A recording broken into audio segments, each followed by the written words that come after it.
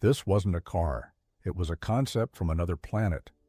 The 1959 Cadillac Cyclone XP74 looked less like a cruiser and more like a Cold War spacecraft, stretched across a 104-inch wheelbase and nearly 200 inches of chrome-drenched imagination. Where most cars had grills, the Cyclone had radar-equipped nose cones, an early collision avoidance system decades ahead of its time.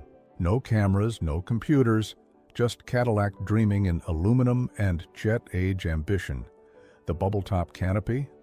It retracted smoothly into the rear deck as if preparing for launch. Automatic climate control replaced manual cranks, and the air suspension system floated over pavement like it had no business being on Earth. It was bold, bizarre, and brilliant, an experimental luxury cruiser dressed like a rocket ship, arriving at a 1950s dinner party looking like it belonged in 2001, a space odyssey. But despite its innovation, the Cyclone never made it to production. It was too advanced, too different, a beautiful misfit in an era not ready to keep up. Today, it stands as a dazzling symbol of what could have been, a forgotten beacon from a future that never quite arrived. The Firebird XP21 wasn't subtle about its jet fighter inspiration. Prominent tail fins and a bubble cockpit screamed airplane without wings to anyone who saw it. Its aerodynamic shape channeled America's post-war aviation obsession into automotive form. This beast packed the first gas turbine engine tested in an American car. The Whirlfire Turbo Power Unit generated 370 horsepower at a screaming 13,000 RPM. For perspective, that's like putting a small jet engine in a car when other vehicles were still using technology barely evolved from horse and buggy days. Aircraft-style flaps helped slow it down, which was probably reassuring to test drivers approaching their first corner. Engineers added a 2-speed planetary transmission to harness the turbine's wild power output. Despite its technical brilliance, its fuel consumption resembled that of a thirsty teenager at an all-you-can-drink soda fountain. The stout Scarab looked like something from a retro-futurist dream. Created between 1934 and 1939, its pod-shaped body predicted streamlining trends that wouldn't catch on for decades. At 195 inches long, it wasn't tiny, just radically different aircraft. Engineer William Stout plopped a Ford Flathead V8 in the rear, producing 95 horsepower. The rounded, Beetle-inspired shape broke every automotive convention of its era. With only 9 ever built, spotting a Scarab today is about as likely as finding a unicorn in your local park. The car handled the laws of aerodynamics like a master chef works with rare spices, with surprising sophistication for its time. The Scarab's cabin wasn't just ahead of its time, it was from another timeline entirely. The flexible interior featured movable seats and a fold-down table when other cars offered rigid benches. Passengers could actually face each other, like sitting in a rolling living room. The 1956 Buick Centurion made other 1950s cars look positively antique. Its transparent bubble canopy looked more appropriate for breaking the sound barrier than cruising to the drive-in. Sweeping lines and jet-age details captured mid-century optimism perfectly. Under the hood lurked a 325 horsepower V8, proving Buick wasn't just about futuristic looks. The car's party trick? A rear-view camera system displaying images on a dashboard screen.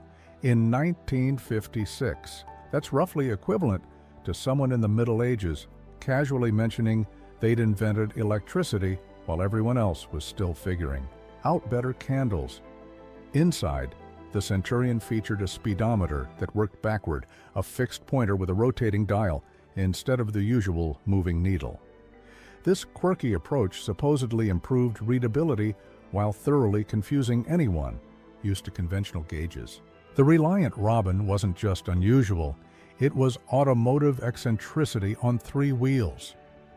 Produced from 1975 to 2000, its triangular footprint and fiberglass body made it stand out like a penguin at a pigeon convention. It's the car equivalent of showing up to a formal event Wearing one shoe, weighing a feathery 961 pounds, the Robin's 850cc engine produced 39 horsepower. That modest output delivered astonishing efficiency, over 80 mph when most cars struggled to break 20. It reached 60 mph eventually, 16.1 seconds to be precise, prioritizing economy over speed in an era when fuel shortages made efficiency suddenly fashionable. This odd duck served a clever purpose in the UK market. Its three-wheel configuration allowed registration as motorcycle rather than a car, slashing tax and licensing costs. Though often the punchline of jokes, the Robin survived 25 years in production. It offered affordable mobility during economic challenges, proving sometimes the weird solution is the right one, even if it occasionally tipped over when cornered enthusiastically. The ISO Isetta wasn't just small, it was comically tiny.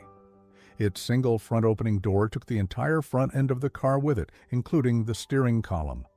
Watching someone enter an Isetta is like seeing a person climb into a refrigerator that's decided to transform into transportation. The original version packed a microscopic 236cc two-stroke engine, generating a mighty 9.5 horsepower. This powerhouse, sarcasm fully intended, eventually reached 31 mph after approximately half a lifetime. BMW later upgraded to a 250cc four-stroke producing 12 horsepower, practically a supercar upgrade by Isetta standards. The Isetta thrived in post-war Europe, where fuel costs pinched budgets and parking resembled a daily game of Tetris. Its bizarre design proved personal mobility didn't require conventional thinking. The Nissan Figaro looks like it drove straight out of a 1960s European film, but was actually built in 1991. Limited to a production run of 20,000 units, its retro convertible design with fixed roll bar channeled vintage aesthetics that would make Instagram filters jealous.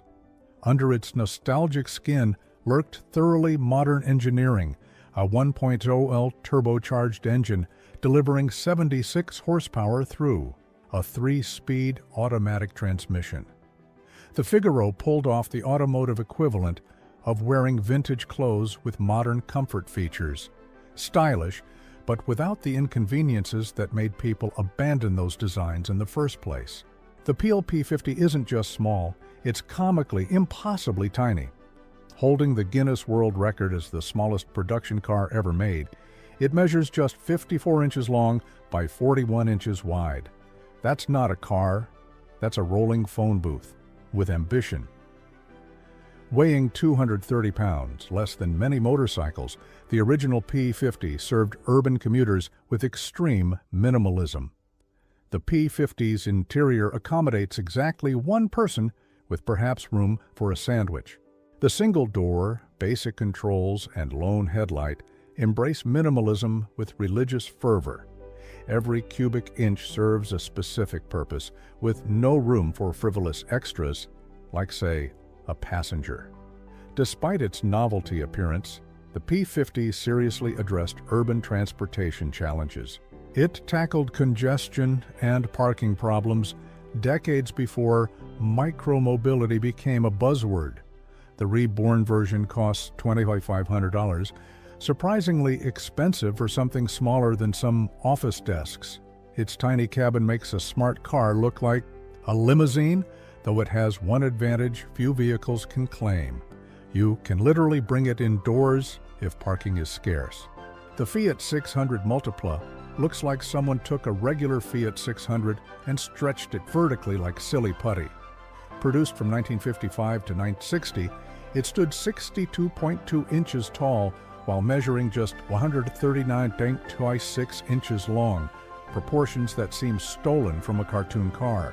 A tiny 603cc engine produced 21.5 horsepower, enough to eventually reach 56 mph.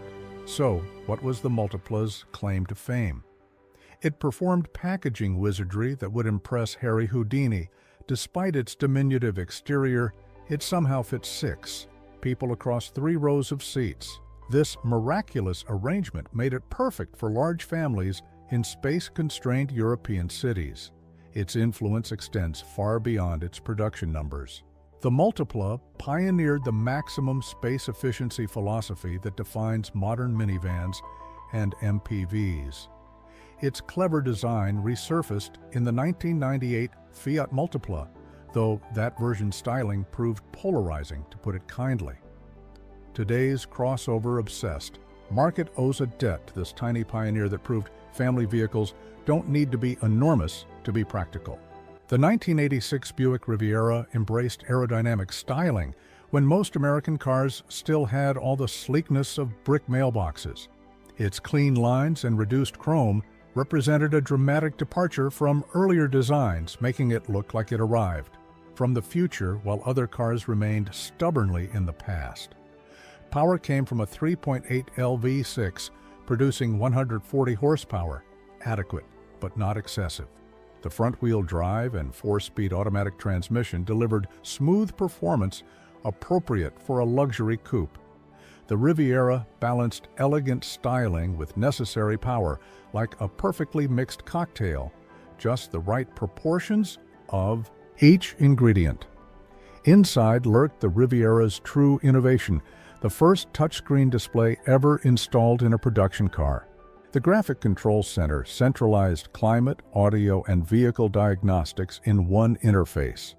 In 1986, that's like finding someone using a smartphone in a 1980s movie.